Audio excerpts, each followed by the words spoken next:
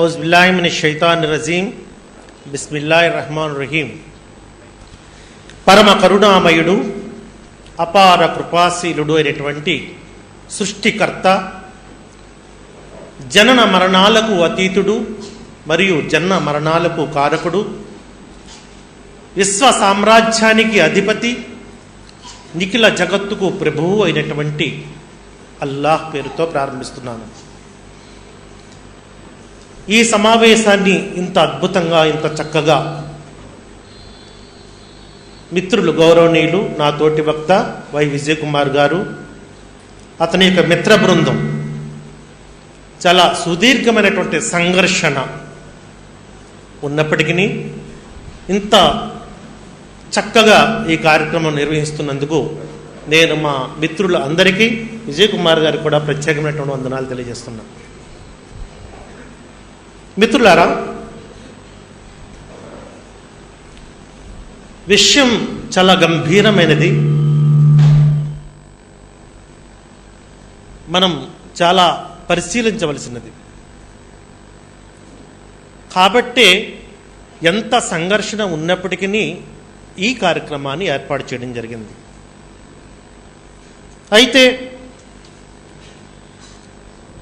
విషయం అంత తేలిగ్గా అర్థమవుద్దా అంటే కాస్త దాని గురించి కూడా మనం లేఖనాలు చూడవలసిందే.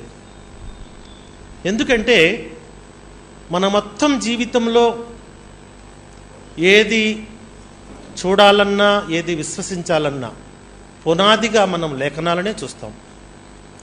కాబట్టి మన ఈ చర్చ అక్కడి నుంచే ప్రారంభిస్తే బాగుంటుంది అనేటువంటిది నా మొదటి ఆలోచన.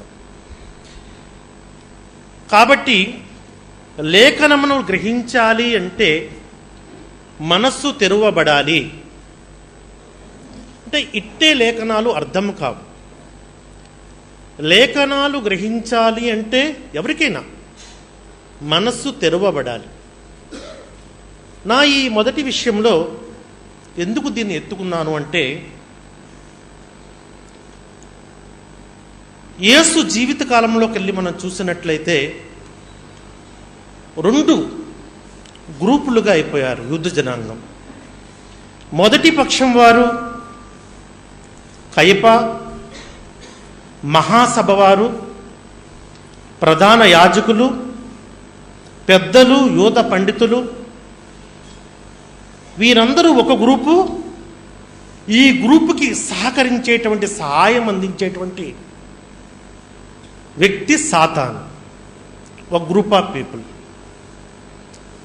రెండవ గ్రూప్ ఉందండి, అది మనం విశ్వసించినటువంటి, మనం అమితంగా ప్రేమించినటువంటి ఫస్ట్ యేసయ్య, దైవ దూతలు, యేసు యొక్క గుప్పెడు మంది అనుచరులు, మరికొంతమంది విశ్వాసులు. వీరందరికీ సహాయం అందించేటువంటి దేవుడు రెండవ పక్షం వారు. ఇలా 2 గ్రూపులుగా విడిపోయినటువంటి ఆ సమాజంలో ఏమి జరిగింది అనే విషయాన్నే మనం పరిశీలిస్తున్నాం. మరి యేసు మొత్తం జీవితం మనం పరిశీలించినట్లయితే ఆయన సువార్త విని కొంతమంది విశ్వసించారు. విశ్వసించిన వారిలో అనేకులు నిజంగా విశ్వసించారంటే కేవలం రొట్టె కోసం వచ్చినట్టుగా బైబిల్ వాక్యాల్లో కనబడ్డాయి. యేసు కొద్దిగా కఠినమైన మాట్లాడగానే అక్కడి నుంచి వెళ్ళిపోవడం కూడా ప్రారంభించారు. యేసు వారు అడుగుతారు, మీరు కూడా వెళ్ళిపోదలుచుకున్నారా? అప్పుడు పేతురు లాంటి దిగ్గజాలు నిలబడి, జీవము గల నీ మాటలు వదిలి మేము ఎక్కడికి వెళ్ళము అని ఆయనతోనే ఉన్నారు. ఎంత బలంగా నిలబడి ఉన్నప్పటికీ దురదృష్టవశాత్తు అనేక మంది విశ్వసించిన వారిలో కొద్ది మంది నిలబడితే, ఆ కొద్ది మందిలో కూడా వారి పాత ఆలోచనలు ఇంకా వదలలేదు, వెంటబట్టుకుని వచ్చారు. ఒకరు అయితే కత్తితో ఏదో విధంగా ఎదుటి వాళ్ళని నిర్మూలన చేయాలని వచ్చాడు. ఇది చాలా దురదృష్టకరం. యేసు వారించారు, కత్తి పట్టుకున్నవాడు కత్తితోనే అర్థమవుతాడు, ప్రేమతోనే జయించాలనేటువంటి విషయాన్ని నొక్కి చెప్పారు. అంతకు ముందే మరొకడు నమ్మామని చెప్పుకుంటూనే కేవలం కొద్దిపాటి వెండి నాణాలకి యేసును అమ్ముకుంటానే ప్రయత్నం చేశాడు. అంటే తిన్న ఇంటికే వాసాలు లెక్కబెట్టాడు. అతడు కూడా అతన్ని ఉద్దేశించి యేసయ్య చెప్పారు, "ఒరేయ్, నువ్వు పుట్టకుండుట మేలురా" అన్నాడు. అంతేకాదు, పేతురు లేచి, నీతో చావనైనా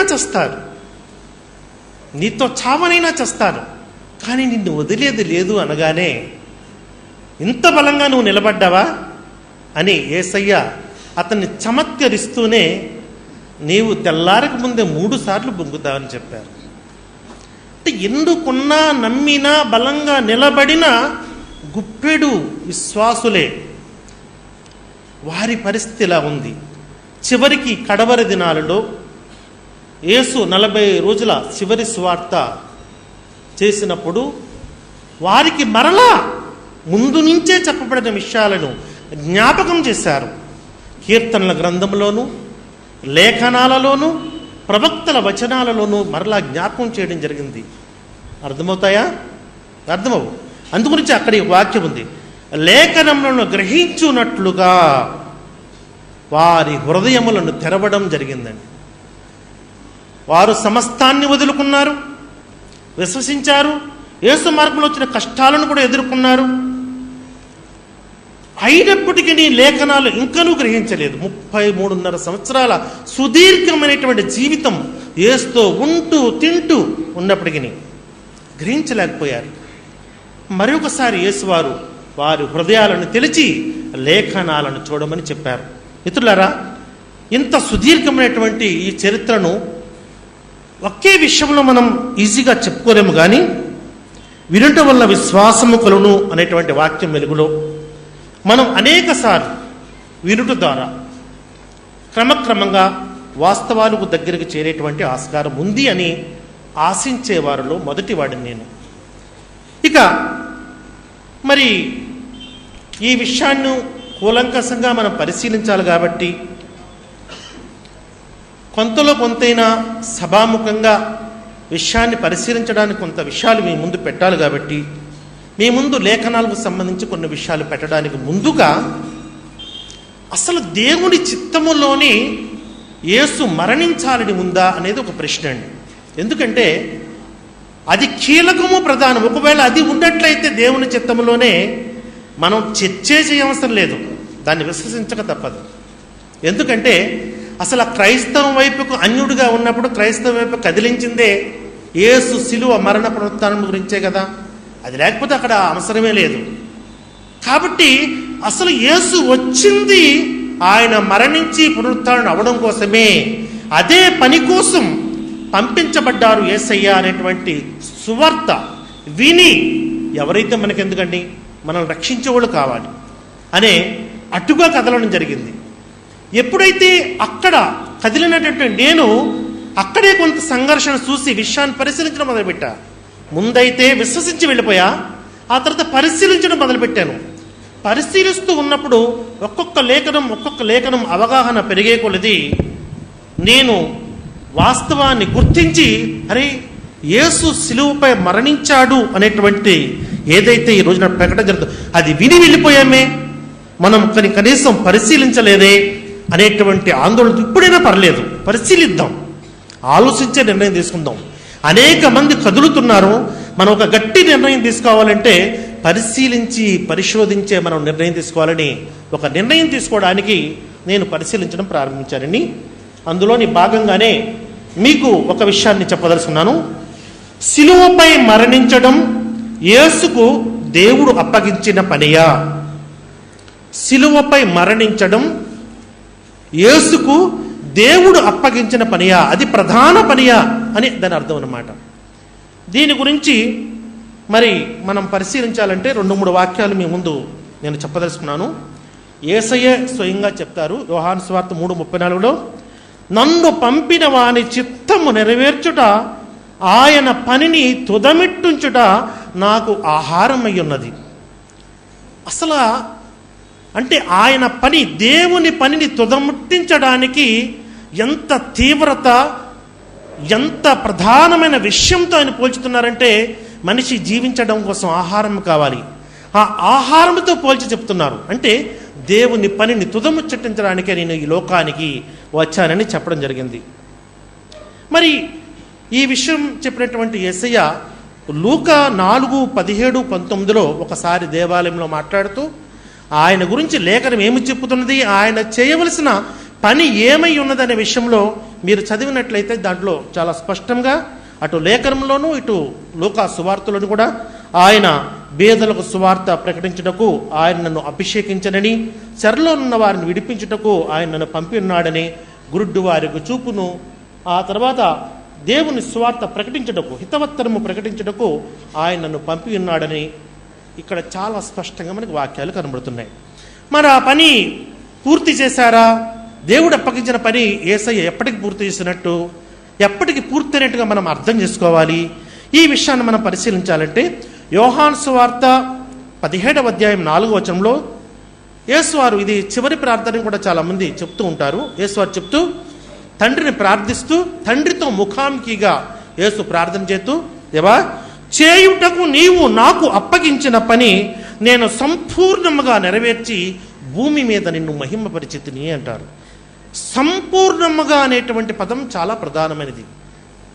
పని చేయకపోవడమో తెలుసు, అసంపూర్ణముగా చేయడం తెలుసు. సంపూర్ణముగా చేయడం అని దేన్ని అంటారు?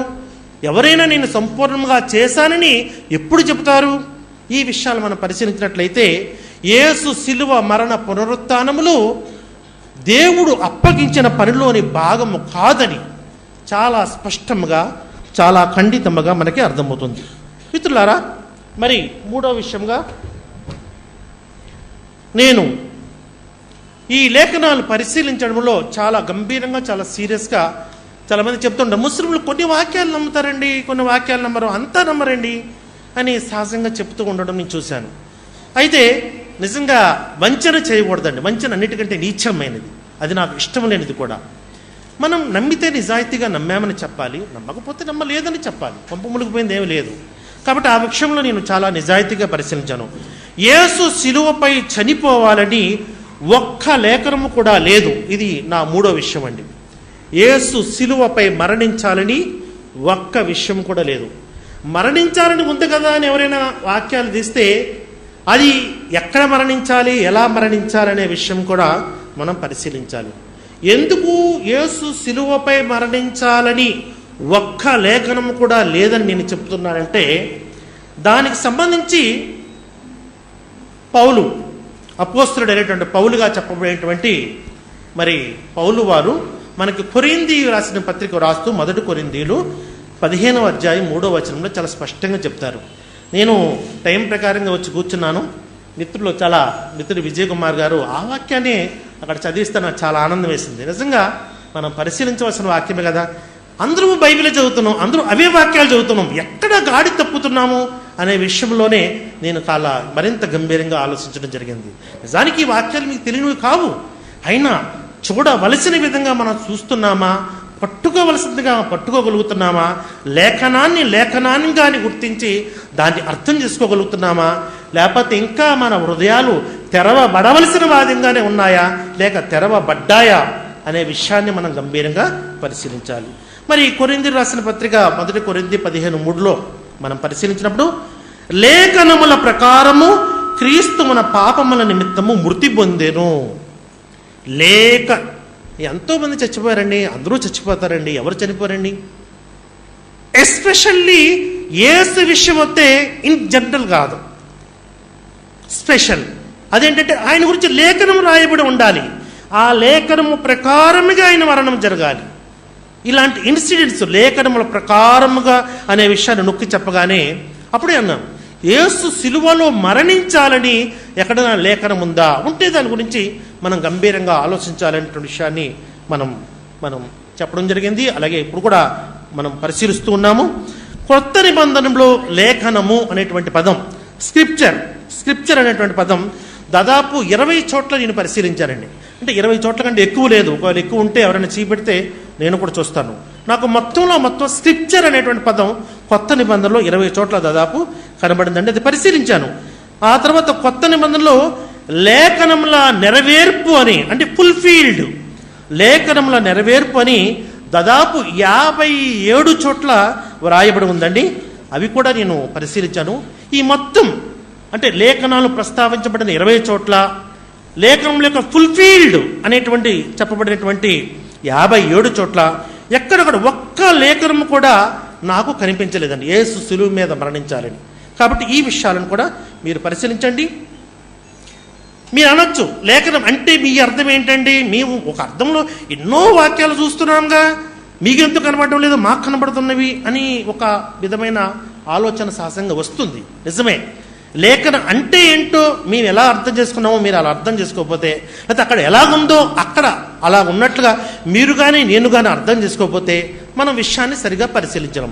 లేఖనం అంటే ఏంటో అనే విషయంలో మనం మరలా బైబిల్ నుంచే ఒక ఉదాహరణగా చెప్పుకోవాలంటే, మత్తయి సువార్త 21వ అధ్యాయం 4-5లో మనకి ఒక వాక్యం కనబడుతుందని, ప్రవక్తలు చెప్పినది నెరవేరినట్లుగా ఇది జరిగెను. అదేమనగా, ఇదిగో నీ రాజు సాత్వికుడై గాడిదను, భారావాహిక గాడిద పిల్లను అంటే చిన్న గాడిదను ఎక్కి నీ యొద్దకు వచ్చుచున్నాడు. ఈ వాక్యం మత్తయి సువార్తకుడు కోట్ చేశాడండి.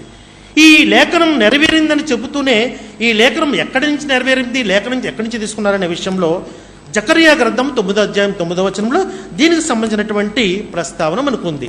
అంటే లేఖనము ఉండడము, ఆ లేఖనాన్ని ఎత్తి అది ఎక్కడ ఎప్పుడు ఎలా నెరవేరింది అనే విషయాన్ని సువార్తకుడు రాస్తూ చెప్పుచున్నాడంటే, అత్యంత కీలకమైనది, మనకు అత్యంత ప్రధానమైనది యేసు సిలువ మరణ పునరుత్థానానికి సంబంధించిన విషయం లేఖనం ఎక్కడ ఉంది, అది ఎక్కడ నెరవేర్పుగా మన ముందు పెట్టారనే విషయాన్ని మనం గంభీరంగా పరిశీలించాల్సిన అవసరం ఉంది. మిత్రులారా, మరి అతి చిన్న లేఖనాలు కూడా కోట్ చేసినటువంటి ఆది అపోస్తులు అంత పెద్ద లేఖనం విషయంలో ఏమనపాటికేమైనా గురయ్యారా అనే విషయం కూడా మనం పరిశీలించాలి. కాబట్టి నేను యేసు సిలువపై మరణించాలని ఒక్క లేఖనం కూడా లేదని, లేఖనాలను వాటి నెరవేర్పును గురించి కూడా పరిశీలించిన తర్వాతే నేను ఈ ప్రకటన చేయడం జరిగింది. అంతేకాదు మిత్రులారా, నా 4వ విషయంగా, మరి దేవుని ఆత్మ వలన మాట్లాడువాడు ఎవడును యేసు శాపగ్రస్తుడని చెప్పడు.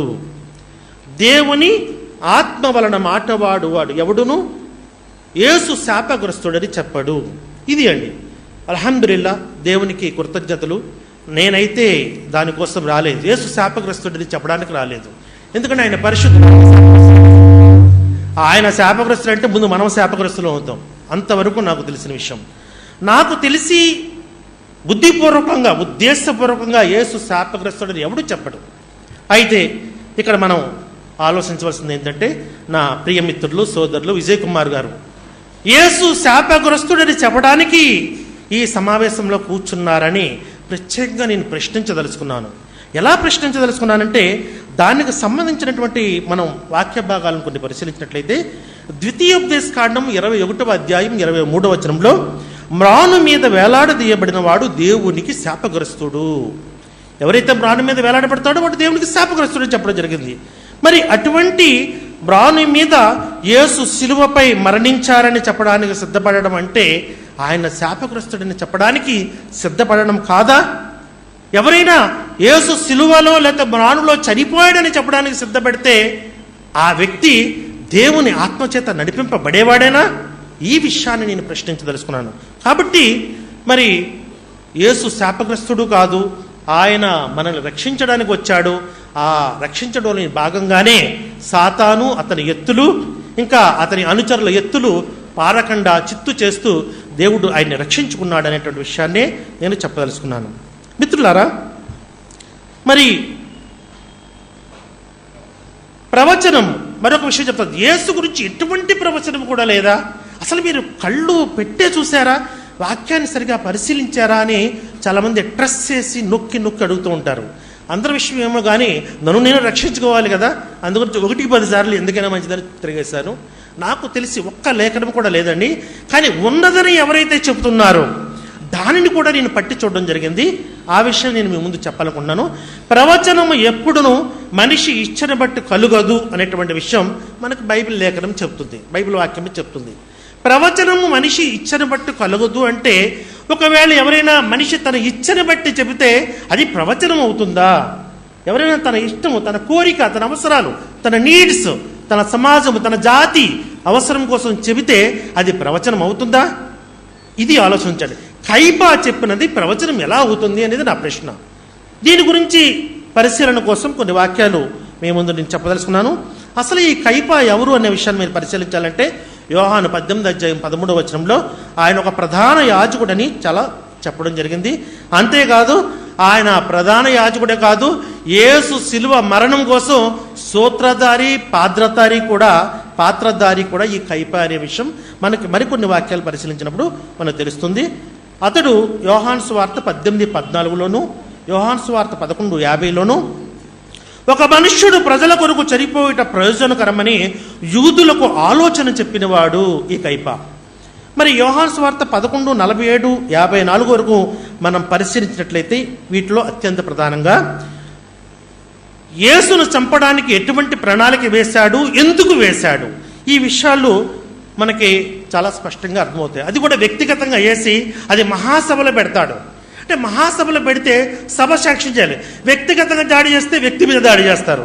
సభాముఖంగా అయితే అది ప్రభుత్వం యొక్క నిర్ణయం. మేము చేసింది ఏముంది? ప్రభుత్వ నిర్ణయం. ఇంత యుక్తిగా తప్పించుకోవడానికి కూడా అవకాశం ఉంది. కాబట్టి మహాసభ ముందు కూడా ఆయన పెట్టడం జరిగింది. ఆ విషయం ఏంటంటే యేసు చేసిన అద్భుతంలో సూచక్రియలను క్రమక్రమంగా జనులు విశ్వసించడం ప్రారంభించారు. జనం ఎటుపోతే యేసు చెప్పిన సువార్తను అనుసరించి యేసు నమ్ముకుంటూ వారు అటుపోతే ఇటు ఖాళీ అయిపోతుంది, తమ సమాజ మందిరాలు ఖాళీ అయిపోతాయని ఆయన భయపడ్డాడు. కాబట్టి ఆ సమాజ మందిరాలను కాపాడుకుంటా తన జనమును ఆ యొక్క సంపదను ఏదైతే ఉందో ఆ స్థలాన్ని అంటాడు, తమ జనమును సంపదను కాపాడుకోవడం కోసం మనందరి ఈ సమాజాన్ని రక్షించడం కూడా ఒకడు పోతే ఏముందయ్యా ఆయన సంపేద్దాం అనేటువంటి కుట్ర పన్నిన వాటిలో ప్రధానమైనటువంటి వ్యక్తి కైపా. కాబట్టి కైపా ఏదైతే తన స్వార్థం కోసం, తన ఇచ్చ కోసం, తన కోరిక కోసం, ఇంకా తన సమాజాన్ని తన స్థలాన్ని కాపాడడం కోసం, యేసును నమ్మకుండా ఆపడం కోసం, యేసును లేపేయాలనేటువంటి చంపేయాలనేటువంటి కోరిక ఏదైతుందో అది ప్రవచనం అవుతుందా? ఆ విషయాన్ని మీరు ఒక్కసారి ఆలోచించండి. ఆ విషయాన్ని ఆలోచించాలంటే మనకి మరి పేతురు చెప్పినటువంటి వాక్యం నేను ముందే చెప్పాను కదా. పేతురు 2 పేతురు 1:19-21 వరకు ప్రవచనము ఎల్లప్పుడూ మనుష్యుని ఇచ్చను బట్టి కలుగలేదు గాని పరిశుద్ధాత్మ వలన ప్రేరేపింపబడిన వారే దేవుని మూలముగా పలికిరి. ప్రవచనము మనిషి ఇచ్చని బట్టి రాకూడదని. మనిషి ఇచ్చని బట్టి వచ్చింది అంటే అది ప్రవచనమే కాదు. ఈ రోజునాడు ఎంతోమంది ప్రవక్తలు ప్రవచించారు, వాళ్ళు ఏం ప్రవచించారు వాళ్ళకే తెలియదు. కానీ యేసు వచ్చిన తర్వాత పలానా ప్రవక్త ఇదిగో ఇక్కడ ప్రవచించారు, ఇదిగో ఇక్కడ నెరవేరింది చూడండి అంటే మనకు అర్థమైంది. అది ప్రవచించిన వాళ్ళకే తెలియదు వాళ్ళు ఏం ప్రవచించారు. కాబట్టి ప్రవచనము తమ స్వార్థం కోసం, తమ ఇచ్చ కోసం, తమ కోరికల కోసం ప్రవచించకూడదు. అది ప్రవచిస్తే సొంత ప్రవచనం అవుతుంది. దేవుని ప్రవచనము, పరిశుద్ధాత్మ ప్రవచనము ఎంత మాత్రం కాదు అనేటువంటి విషయాన్ని మనం గమనించినట్లయితే కైపా ప్రవచించినది దేవుని ఆత్మ పరిశుద్ధాత్మతో కాదు అనేటువంటి విషయం మనకు చాలా స్పష్టంగా అర్థమవుతుంది. మిత్రులారా, మరి నా తరువాతి విషయం 6వ విషయం, యేసు మరణం నుండి కాపాడబడతారని అనేక లేఖనాలు ఉన్నాయి. కాబట్టి యేసు సిలువపై మరణించడానికి ఆస్కారము లేదు అని మేము చెప్తున్నాము. అక్కడైతే ఒక లేఖనం కూడా లేదని చెప్పాము. ఇక్కడైతే అనేక లేఖనాలు ఉన్నాయని మేము పరిశీలించాము. అనేక లేఖనాలు ఇప్పుడు మీకు చెప్పాలన్నా చెప్పలేము. మనకున్నది తక్కువ టైము. ఉన్న టైంలో కొంత పరిశీలించాలనేటువంటి ఉద్దేశంతో మనం కూడుకుని ఉన్నాము. కాబట్టి అన్ని లేఖనాలు కాకపోయినా కనీసం 1-2 లేఖనాలు మనం పరిశీలించినట్లయినా యోహాను సువార్త 19:36 మనం చూసినట్లయితే అది ఒక లేఖన నెరవేర్పుగా యోహాను భక్తుడు మనకి రాస్తాడు. అది లేఖనం ఎక్కడ ఉంది అనే విషయాన్ని మనం పరిశీలించాలంటే కీర్తనల గ్రంథము 34:18-20 కూడా మనం పరిశీలించినట్లయితే అక్కడ చాలా స్పష్టంగా ఉంది. ఆ మొత్తం లేఖనంలో మనం పరిశీలించినట్లయితే అక్కడ ఉన్నటువంటి పదాలు ఏంటంటే రక్షించును, విడిపించును, కాపాడును అని ఉన్నాయండి. రక్షించును, విడిపించును, కాపాడును అంటే మనం ఎలా అర్థం చేసుకోవాలి ఆ లేఖనాన్ని? రక్షించును అంటే అర్థం ఏంటి? చంపును అని అర్థం చేసుకుందామా? కాపాడును అంటే ఏంటి అర్థం? లేదండి కాపాడబడడు అని అర్థం చేసుకోవడానికి ఏమైనా అవకాశం ఉందా? విడిపించును అంటే లేదండి విడిపింపబడలేదు అంటానికి ఏమైనా ఆస్కారం ఉందా? ఏంటి ఈ వాక్యాల యొక్క అర్థాలు, ఈ లేఖనం యొక్క అర్థం? ఆ లేఖనము మనం చూస్తున్నాం, దాని నెరవేర్పు గురించి కూడా మనం ఇక్కడ కోట్ చేసినట్టుగా ఎక్కడి నుంచో ఏదో లేఖనాన్ని తీసుకొచ్చి యేసుకు తగిలించి చెప్తున్నారండి అంటానికి ఆస్కారం లేదు. లేఖనం ఉంది, దాని నెరవేర్పు సంబంధించినటువంటి సంఘటన కూడా మనం చూడగలుగుతాం. కాబట్టి మనం ఇలాంటి అనేకమైనటువంటి లేఖనాలు ఉన్నాయి. ఈ లేఖనాలు మనం పరిశీలించినట్లయితే యేసు మరణము నుంచి రక్షింపబడతాడనే అనేకమైనటువంటి వాక్యాలు మనకు కనబడుతున్నాయి. మరొకటి చూద్దాం. నేను 7వ పాయింట్గా చెప్తున్నాను. ధర్మశాస్త్రం ప్రకారం క్రీస్తు బ్రతికే ఉండాలి. అకార్డింగ్ టు ధర్మశాస్త్రం యేసుక్రీస్తు వారు బ్రతికే ఉండాలనేటువంటి విషయం మనకి కనబడుతుంది. దీనికి సంబంధించినటువంటి వాక్యాలు మనం పరిశీలించినట్లయితే, ఎందుకంటే ధర్మశాస్త్రం విరుద్ధంగా యేసు జీవితంలో జరగడానికి ఆస్కారం లేదు. కాబట్టి ధర్మశాస్త్రం ప్రకారంగా యేసు బ్రతికే ఉండాలి, బ్రతికే ఉన్నాడు అని సాక్ష్యం ఇస్తానికి మేము సిద్ధంగా ఉన్నాం. అయితే ఉన్నాడా లేదా ఈ విషయాన్ని ఎలా పరిశీలించగలమో అనే విషయాన్ని మనం పరిశీలించినట్లయితే, యోహాను సువార్త 12:34 మనం క్రీస్తు ఎల్లప్పుడూ ఉండునని ధర్మశాస్త్రము చెప్పగా వింటిమి.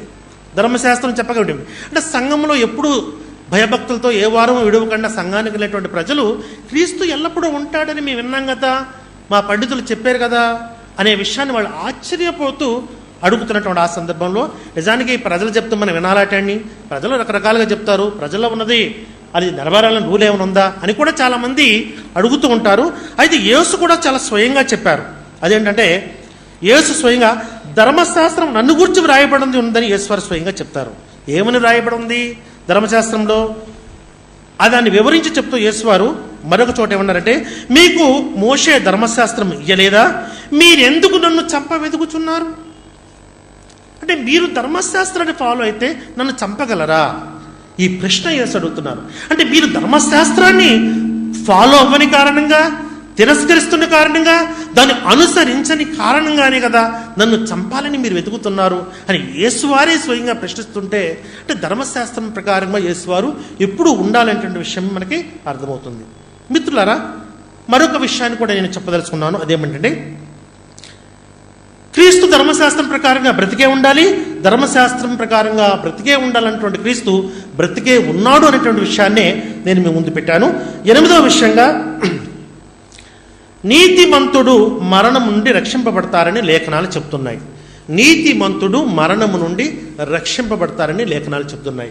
కాబట్టి నీతిమంతుడైనటువంటి యేసు క్రీస్తే ఒకవేళ రక్షించబడకపోతే మరొకరు ఎవరైనా రక్షింపబడే ఆస్కారం ఉందా? అసలు ఎవరున్నారండి నీతిమంతులు? అకార్డింగ్ టు బైబిల్ ఎవరు లేరు. ఒకవేళ ఎవరైనా ఉన్నారు అంటే ప్రభు యేసుక్రీస్తు గురించి చెప్పుకోవాలి. ఆ తర్వాత ఎంతమంది ఉన్నా ఈయన స్థాయి గలవారా? ఇంపాసిబుల్. మనం ఎవరు దాన్ని ఒప్పుకోము కూడా.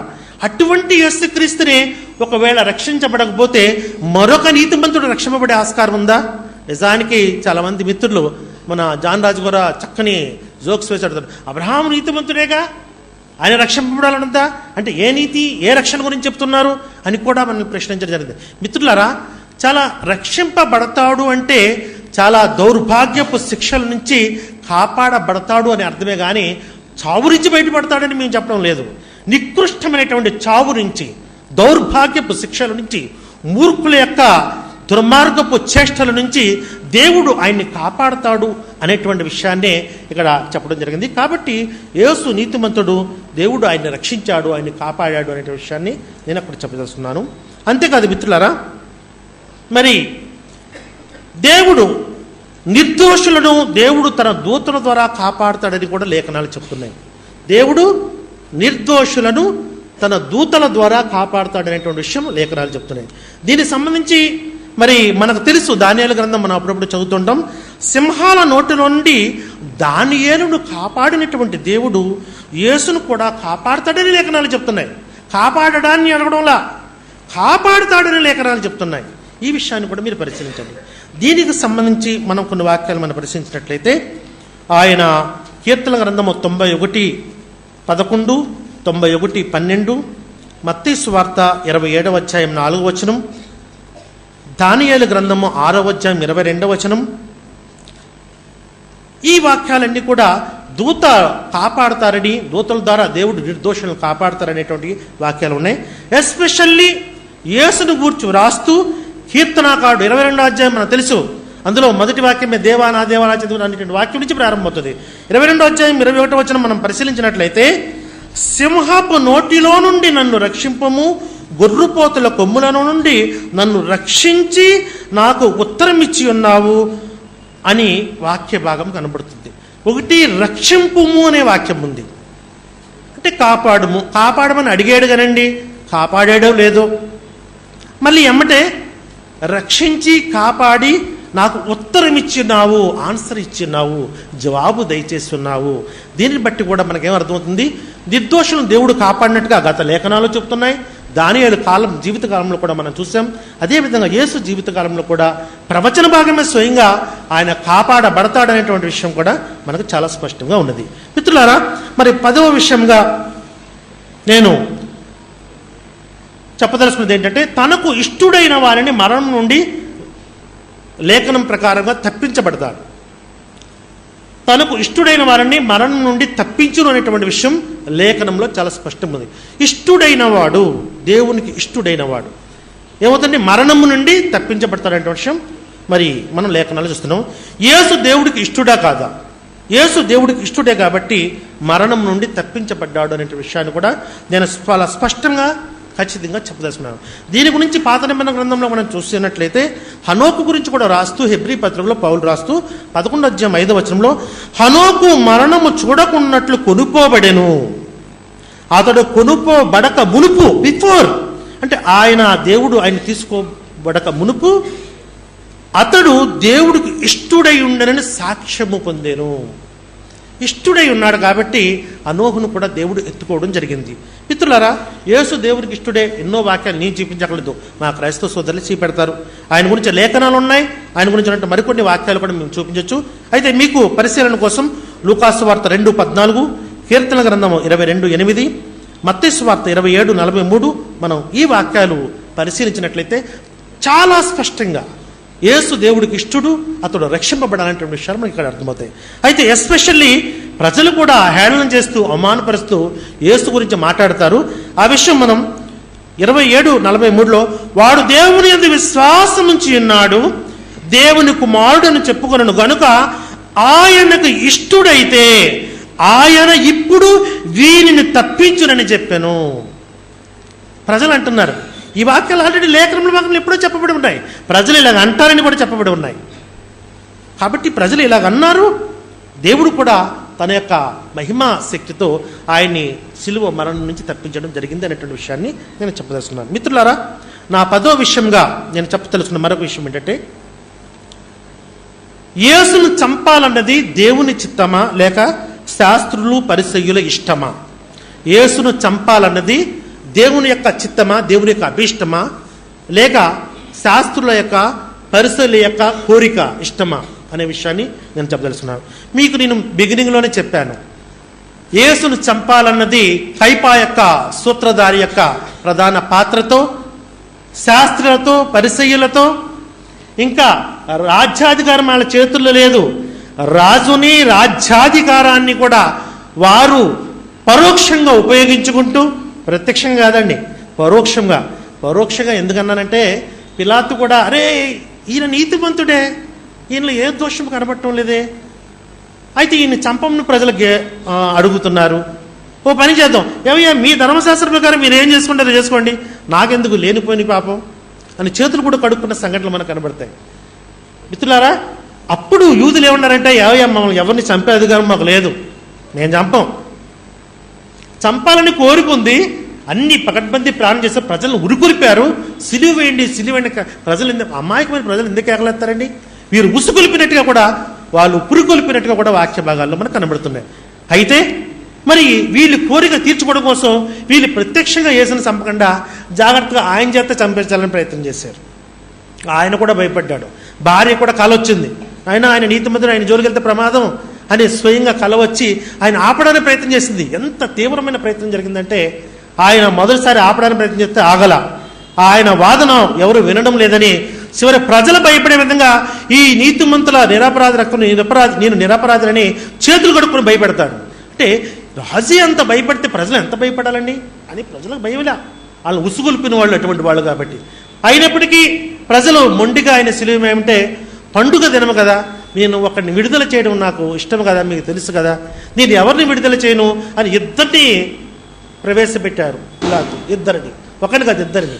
ఒకడు బరబ్బా, వాడు దుర్మార్గుడు, దొంగ, ప్రజలు తెలుసు. వాడి సమాజంలోకి వస్తే మరలా ఏమవుతుందో తెలుసు. యేసు పరిశుద్ధుడు, నీతిమంతుడు. ఆయన 10 మందికి మేలు చేసిన వాడే కానీ కీడు చేసిన వాడు కాదు. ఆయన ఎప్పుడు ఎవరికి అపకారం చేయలేదు. అటువంటి మీకు యేసు కావాలా బరబ్బా కావాలంటే దుర్మార్గులైనటువంటి ప్రజలు బరబ్బానే కోరుకున్నారు కానీ యేసును కోరుకోలేదండి. ఈ విధంగా మరి స్వార్థపరులు, మరి శాస్త్రులు, పరిసయ్యులు తమ ఎత్తులను వేసి ఏదో విధంగా సిలువలో యేసును చంపాలని కుట్ర పన్నారు. వారు కుట్రలు ఏ విధంగా భగ్నమయ్యాయో దేవుని చిత్తమైతే మరొక సందర్భంలో మనం పరిశీలించవచ్చు.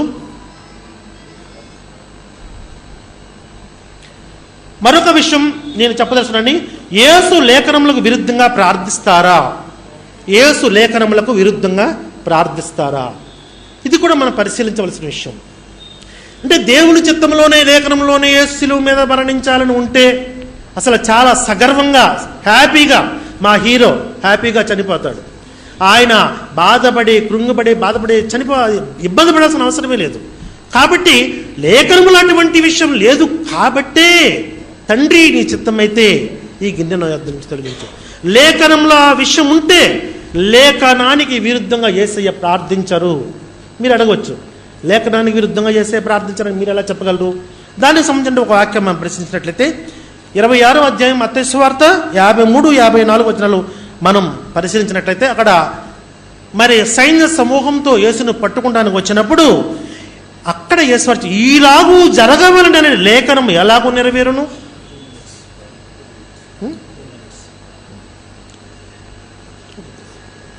ఈలాగూ జరగవలననేటువంటి లేఖనం ఎలాగ నడుతుంది? కాబట్టి ఈలాగూ జరగవలసి ఉంది కాబట్టి లేఖనం ప్రకారం దీని విషయంలో నాకు అబ్జెక్షన్ లేదు. ఇలాంటివి మరికొన్ని లేఖనాలు ఉన్నాయి. కాబట్టి అయితే సిలువ మరణించాలని లేఖనం ఉందా? లేదు. కాబట్టి ఆయన ఎంతో వేదనతో ప్రార్థించినట్టుగా ఎన్నో వాక్య భాగాలు మీకు తెలుసు. నేను ఇప్పుడు ప్రత్యేకంగా చెప్పాల్సిన అవసరం లేదు. కాబట్టి మిత్రులారా, మరి ఇటువంటి మరికొన్ని వాక్యాలు మనం పరిశీలించినట్టే యేసువారు ఎస్పెషల్లీ నేను తండ్రి యొద్దకు వెళ్ళిపోవచ్చున్నాను అనేటువంటి చెప్పిన యేసయ్య మరలా మగ్దలేని మరియ కనబడి నేను తండ్రి యొద్దకు వెళ్ళలేదని చెప్తున్నారు. వెళ్ళిపోతానని చెప్పారుగా, అసలు ఎందుకు వెళ్ళలేదు అనేది నా ప్రశ్న. వెళ్ళిపోతున్నవారు ఆయన ఏమన్నా ఆప్ చేయగలరా? ఎవ్వరూ ఆప్ చేయలేరు. అయితే ముందు చెప్పారు, తండ్రి నీ చిత్తమే, నా ఇష్టము కాదు. కాబట్టి ఆయన ఇంకా నేను తండ్రి యొద్దకు వెళ్ళలేదని మగ్దలేని మరి చెప్పడం జరిగింది.